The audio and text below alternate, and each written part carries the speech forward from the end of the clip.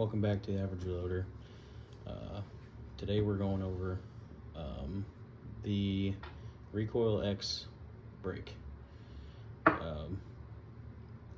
Last year before, I kind of had an idea that I wish somebody would make a brake that would screw into a suppressor with a end cap on it. One of the guys I shoot with, I believe it was late last year, early this year, had told me about this company, and so I got on their website and I ended up buying one. I got about 300 rounds on my 25 PRC with this dude, and I absolutely love it. So the 25 PRC is a 6.5 PRC that is just a neck down to a 25 caliber bullet. That's it. Shooting 134 ELDMs out of it, and I shot it at a few PRS matches, and then I ended up, after I got the barrel broken, I took it to NRL Hunter in Kansas, and me and my buddy shot teams, and we ended up winning. And I shot my Recoil X brake. He shot something similar that he had made on his own. After I had bought this, he decided he was going to try to make one. So it's pretty neat. It's got this collar here. You just screw it on, make sure the collar's turned out. You're gonna go all the way in with it, and then obviously with the suppressor on your gun, you're going to have it fully tightened.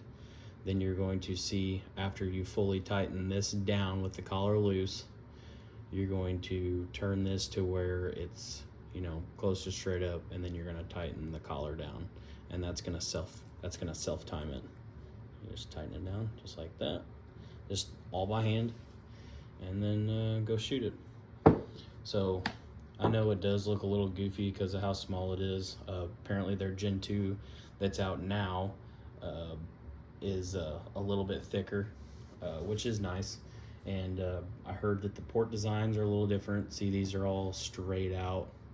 Apparently they got a little back degree on them. But what we're gonna go over is how nice and pleasant this combination is. So this is a shorter suppressor, but it's a bigger diameter. So it's a 1.75 inch can, and what that means is there's more volume in there, so it can be shorter.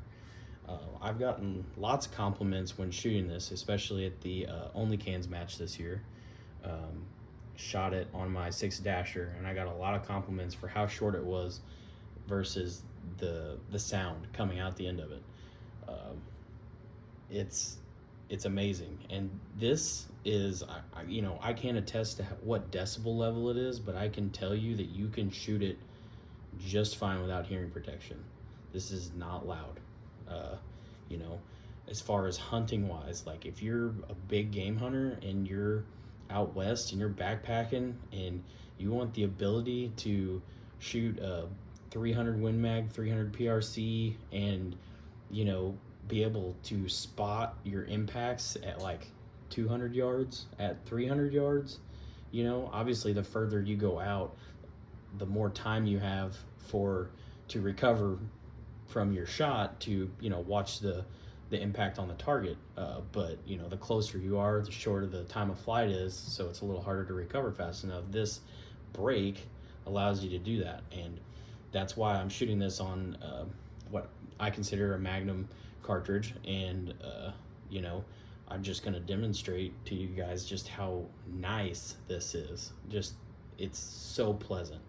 The hearing aspect and the fact that the reduction of recoil. I mean, when I first shot this thing, I took it out, put it on the bench on the gun, and I instantly knew it was night and day difference for recoil, because just shooting off the bench, bipod and bag, going from the end cap to this was night and day. I just absolutely love this combination. It makes it to where I would shoot this 25 PRC just as much I would shoot my 6 dasher. It's very comparable when it comes down to recoil, and my gun isn't heavy by any means. Obviously, if I run it in RL Hunter, we have to abide by the 16-pound rule for teams, so can't be over 16 pounds, and my gun is dead nuts on 16 pounds. That's how much my dasher weighs. My dasher weighs a little over 16 pounds, with a longer barrel, heavier barrel than what my 25 PRC does. But this is just an amazing combination, and it can be that way for many other people. And I just want to help get the word out about how nice these are, and just how great of an option this is. We're gonna go out and we're gonna shoot the 25 PRC. We're gonna do 2 shots on the bench, one with the brake, one with the end cap. We're gonna do 2 shots standing on tripod, one with the brake, one with the end cap, and then we're gonna do seated. I want to just give a all-around aspect of recoil management difference with this versus this, just so you can get an idea. Because when I first bought this, I was like, it probably isn't going to do that much, and I was just so blown away by how much it does do. You get the slow aspect of the push from the suppressor, but it makes it so it's not too slow, with the brake on there, because it's letting a lot more gas, come out the end, and it's escaping to the side in that fashion to help reduce the recoil. It's awesome. So we're gonna get out on the range, and we're gonna show you guys how awesome this is. So I'll see you guys out there. This rifle's set up in 25 PRC. So that being said, the recoil is definitely there. Shooting a 134 ELDM, doing about 2850, 2860. This is a 20-inch barrel in this gun, so it's fairly short.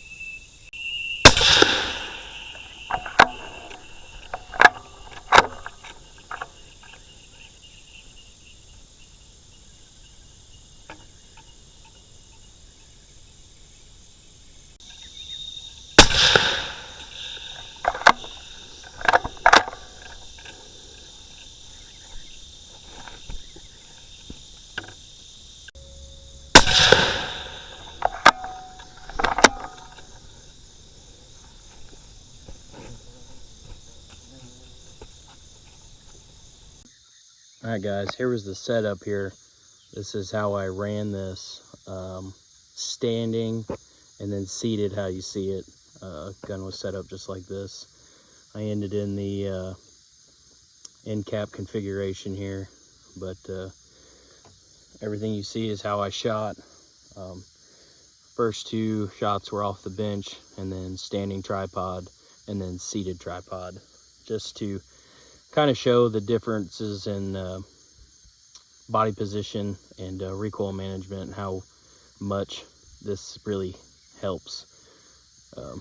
But let's get back to the bench.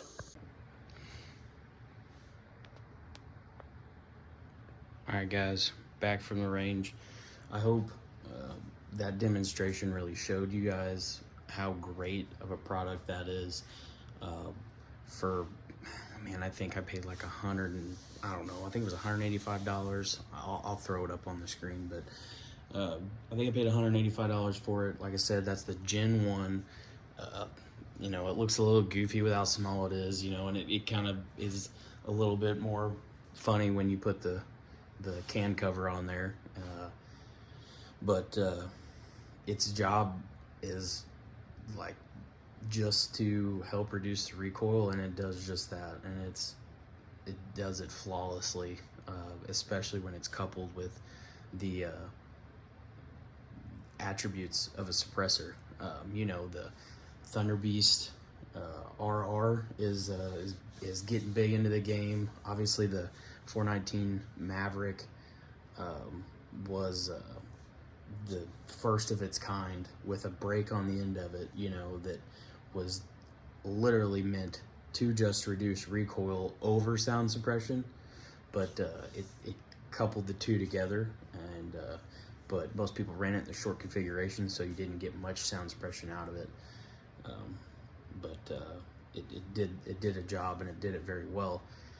This just allows more users, especially with all the cans out there that don't have a brake for them, just like mine, that it just helps you do what you can with a brake, but with a suppressor, and you get the best of both worlds then. I actually contacted Dead Air about this idea a couple years ago, and it was, I don't think it was last year, I think it was the year before, and it was when I built my 6x47. I was going to use that down in New Mexico for Team Safari, and I was going to, I wanted to run a brake on the suppressor to help with recoil.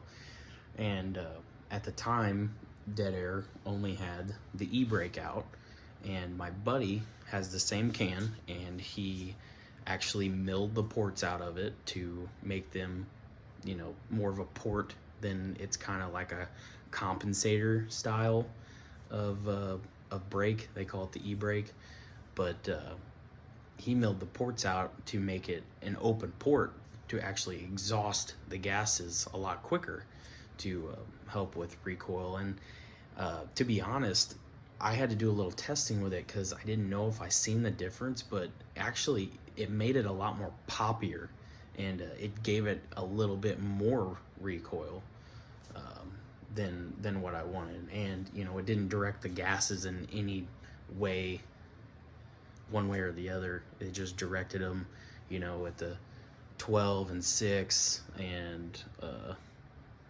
9, 30 or 10 and the 132, and it had like 5 or 6 ports on it, and it was just kind of every direction. So it was a good idea. We tried it. It definitely didn't do what this did. So, you know, when I contacted Dead Air and told them about it, and they were like, oh, you should try the e-brake, and it just felt like it was a dead end. And they said they would look into it, but you know, nothing ever came of it. So I think it's a miss for our community when it comes to long range hunting, and for PRS shooters. You know, it's really nice to save your hearing and get less recoil in the process. So hopefully what we did today helped you guys to make a decision on what you wanted, and just kind of gave you some insight on what these things are about. Thanks for watching.